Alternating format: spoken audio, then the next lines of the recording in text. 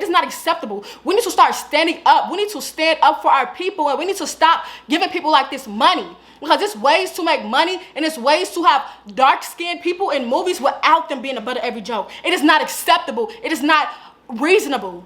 It is not cool. But we continue to let it happen. We continue to let these people overtake our media, overtake our TV show.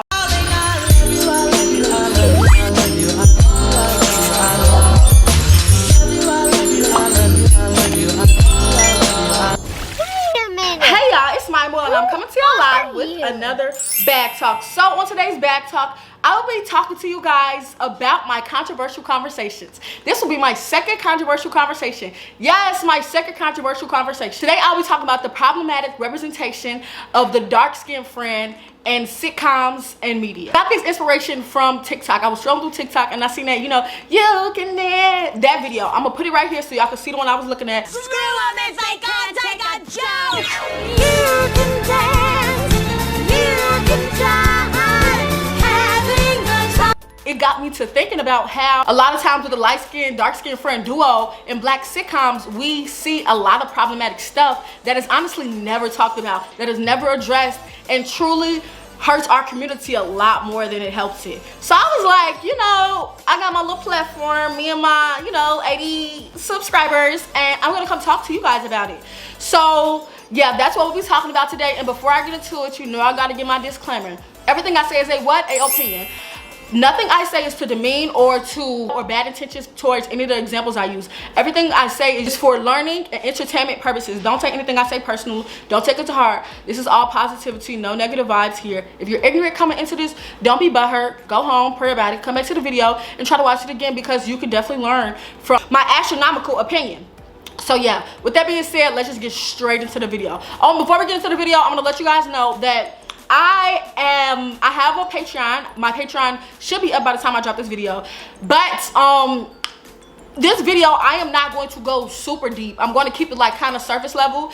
But if you would like to see me go super deep, because I'm going to give like certain details and I'm going to talk about certain friend groups, and I'm going to focus more on the dark skin friend and more some groups and more on both of them and other groups. But if you want to see me go large scale for each group of people, is to have a larger thing where I'm going to do a live stream where I express more about it, and I'm going to drop a video on my Patreon about that. Plus, I'll be having a Zoom after I do the live stream and drop the video, so we can have like a round table type conversations, and we can really just try to talk as, group of people, where it's a safe space where we can say, okay, hey, I don't agree with the fact that you said that, and explain it to each other why we agree with certain things or don't agree with certain things. So I just wanted to put that out there.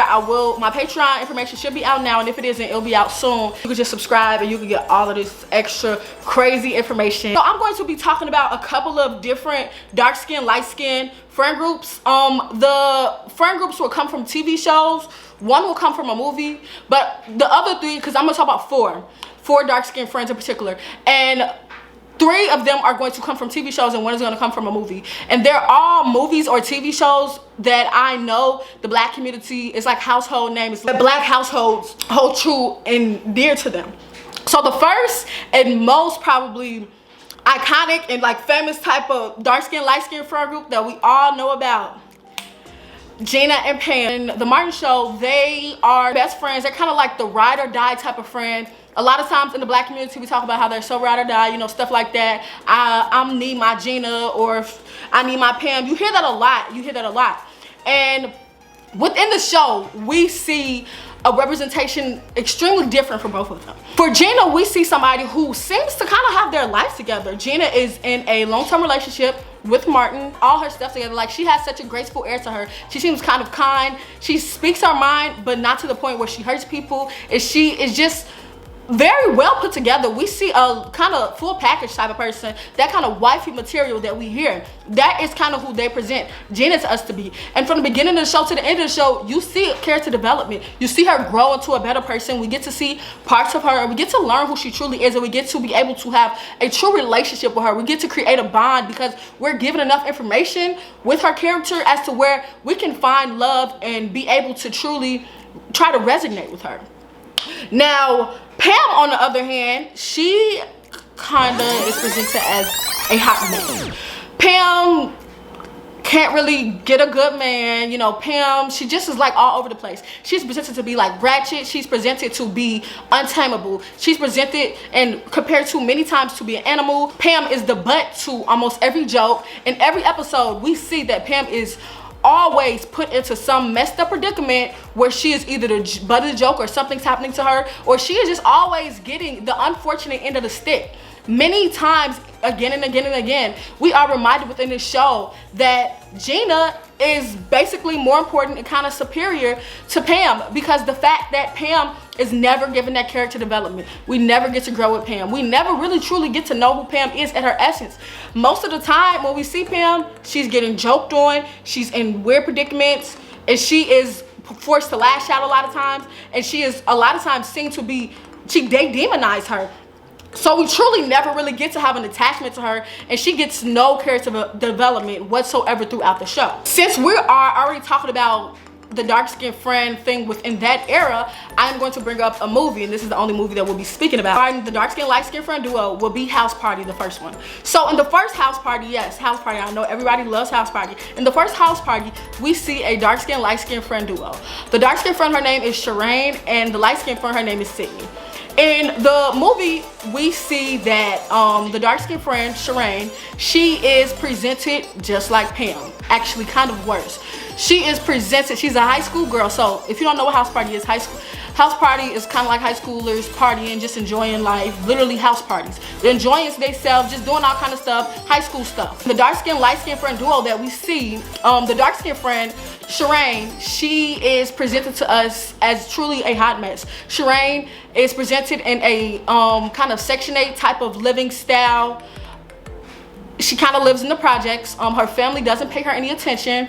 She literally can do whatever she wants. She seems to be very poor.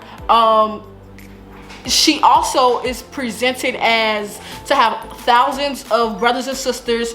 Like it was they even threw kind of little quirky little black stereotype things, like they were like making Kool-Aid, and she's like, oh my gosh, you're putting so much sugar in that Kool-Aid, you're gonna give us diabetes. And like, it was just like, when you look in her house, it was just like depression. Like you think of like depression when you see the scene within her house. It was just kind of like, when you look at it from now, like from a woke perspective, you can see like, oh my gosh, this girl's going through it. And that's what we're presented with her. And she's also presented to be somebody thirsty and really just somebody, she's kind of like a hit it and quit it type of one night stand type of person. And that's really the person that she is given to us. She is the standby friend. She is the backup plan. She is not the person that you would choose first. She is the person you would choose after everybody else. She is the holla back girl. You know, so yeah, that is how she's presented to us. She is also, in the beginning of the movie, she has a love interest with Play. Play is one of the main characters, Kid and Play. Those are the two people in the movie.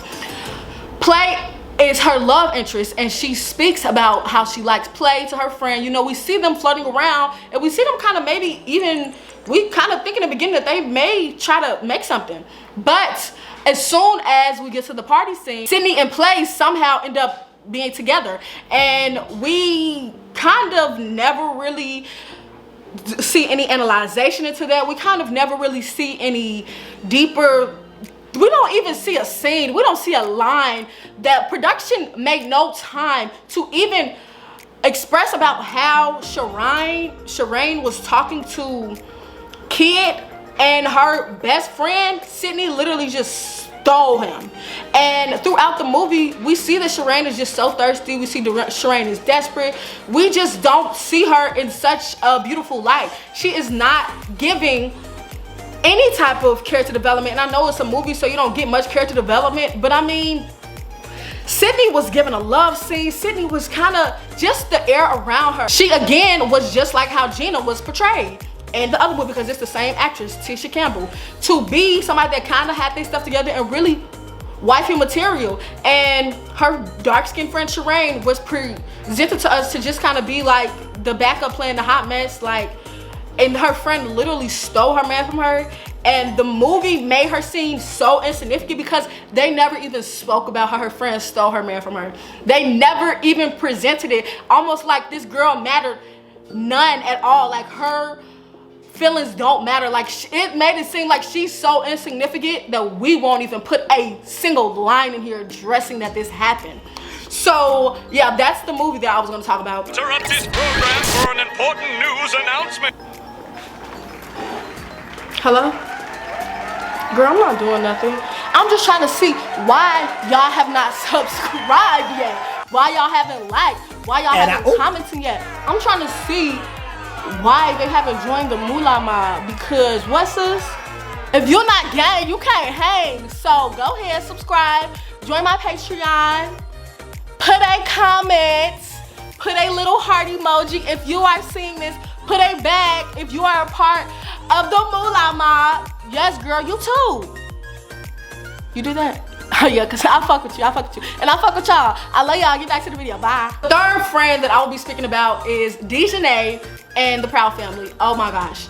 So for my 90s babies, we all know about Dejanay and the Proud Family. The Proud Family is somewhere near and dear in my heart, and I never really kind of understood the problematic part behind Dejanay. Dejanay, again, just like the other two dark-skinned friends, Dejanay is presented to be an extremely thirsty person. Dejanay has thousands of brothers and sisters. She wears a very quote-unquote ghetto hairstyle. Her outfit is a little too tight. She looks kind of raunchy. They give her this very raunchy air. They give her an air where she is extremely rude. She's extremely ratchet. We see her just being so loud. You see her not knowing how to control herself, not knowing how to control her feelings, not knowing how to basically act. We see her as being someone who basically has no home training. We never see her family. So throughout this entire show, we never really get to see her grow. And that's the biggest issue. We don't get to see her grow. We don't get to learn about who she truly is. With Dejanay, we are always presented with, she's either being thirsty for sticky, she's either, you know, just being loud, being ratchet. She's kind of always presented as the least favorite friend. She's always presented as the friend that is kind of like, oh my gosh, we should have left you at home. Oh my gosh, like, why are you here? It's just like, she's always just so loud. And it's like, when you watch it older, you kind of get embarrassed, because it's like, why did they have to make her, out of everybody in the show, the one person that was just so loud, so obnoxious, so like, they just made her like she had no home training. And that is what we see throughout the show. And with the other characters, we kind of get to see more character development. We kind of get to see more of these people just kind of like grow from the beginning of the show to the end of the show. With a lot of these characters, we're able to kind of resonate with them and kind of see, oh my gosh, you really did grow as a person. Oh my gosh, that was really cool to see you do that. But with Dejanay, we just see a hot mess from beginning to end. We just see a hot mess, and she literally is chasing after someone who is literally ugly and doesn't care about her. But we see her duo, her other friend, who, Penny, she's just like the best thing ever. Everybody wants her. She doesn't have to chase after anybody. She seemed to be so unproblematic, so just free and with the wind, just the same way that Tasha Campbell was presented in those other two movies. And that is the similarity I want you guys to see. I'm not going to go too deep into the comparison right now. I'm just giving you guys the facts so I can go into the light comparison. But like I said, a huge comparison, if you want to see like a very, very detailed comparison, you have to subscribe to my Patreon. Okay, so the last but definitely not least dark-skinned friend that I would like to talk about is Kandi and Pose. So Kandi and Pose, you're probably like, Kandi was not problematic. Like, Kandi's friendships was not problematic, but it was. Sorry to tell you this, honey. So Kandi and Lulu, that was the light-skinned, dark-skinned friend duo. Yes, yes, yes. So throughout Pose is a show, you can look up, I don't know what channel it's on, but Pose is a TV show, and it's just about, you know, girls, just really, they walking balls, enjoying their life, dealing with the AIDS epidemic in the 80s. So it's really kind of that type of thing. And just, we get to see, it's just kind of, we get a feel for how it was back then. And it's just like it's kind of hard to explain, but it's a very good show. It's a very great, it's kind of like a drama, but it's kind of like a happy drama type of thing. So it's a really good show. It's a very great show. But with that being said, in Pose, we get to see Lulu and Kandi. So Kandi, she is the dark-skinned friend. Kandi is the dark-skinned friend, and she is literally fierce. That's the word to describe her, fierce. But throughout the show, her fierceness gets her nothing but backlash. Her fierceness gets her nothing but ridicule. She is seen and portrayed to be peculiar, not good enough, not worthy, not wonderful, just not important. In the beginning, we see Kandi, and she is literally made fun of by Prey because she is too skinny. They make fun of her. They say who does she think she is? You don't have that shape. You can't be walking like that. and she literally goes to get surgery to get a butt, and they make fun of her even more. So time after time after time, she is just never appreciated. And even when another skinny person in the show, Angel, walks, Angel is literally seen to be so wonderful, so beautiful, gone with the wind. And Angel's skinny. But when Candy did it, it just wasn't acceptable. It wasn't great. Like, people didn't like it.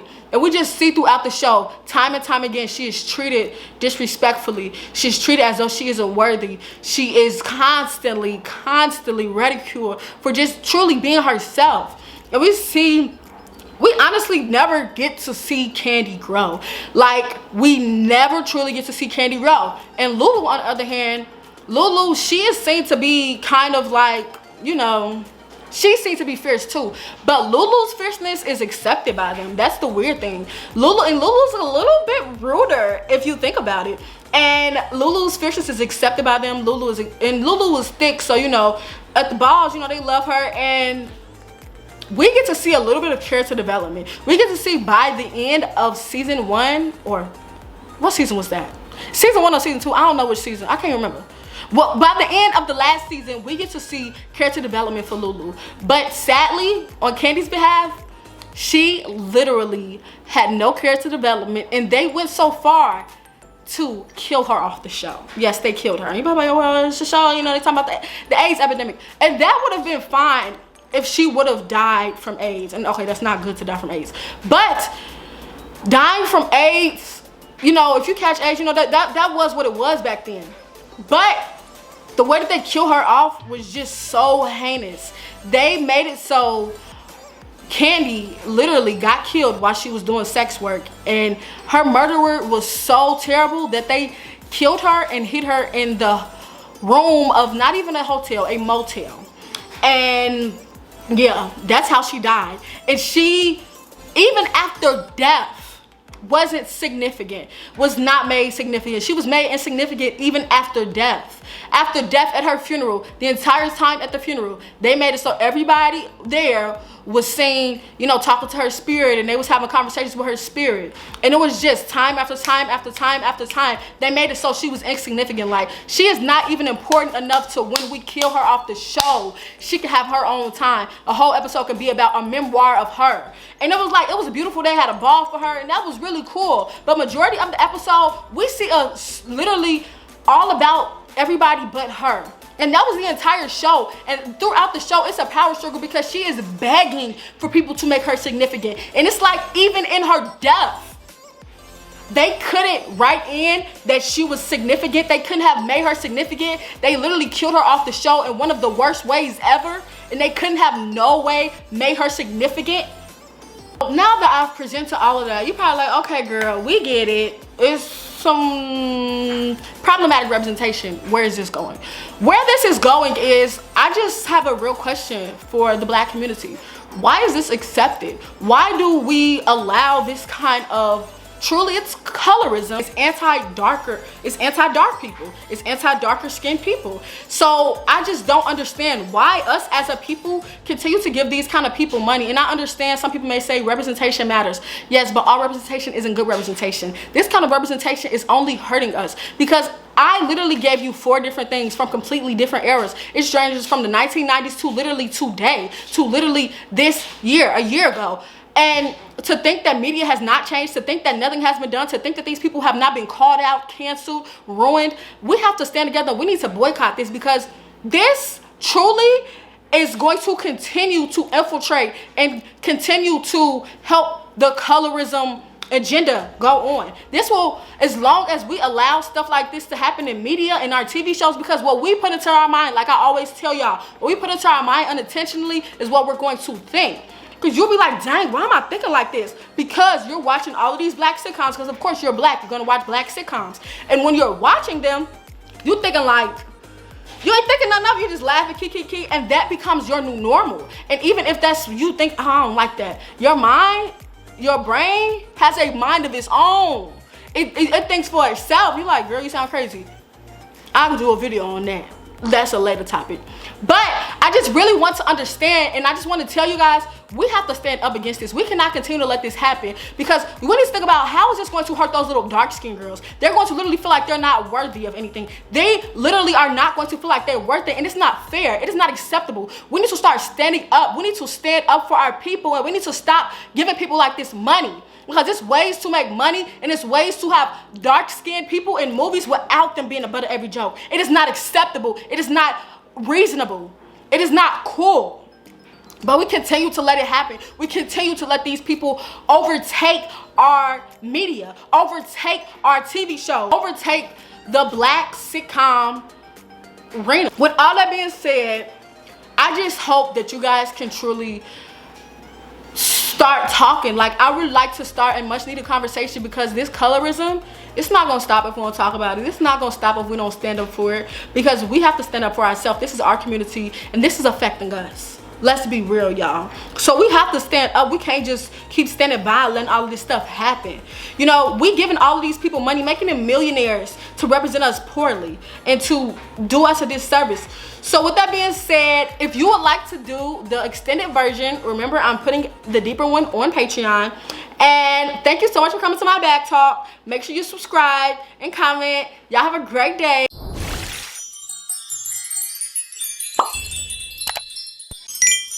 Don't never stop if you wanna be on top, yeah. Low bass, fat, baby, tap in.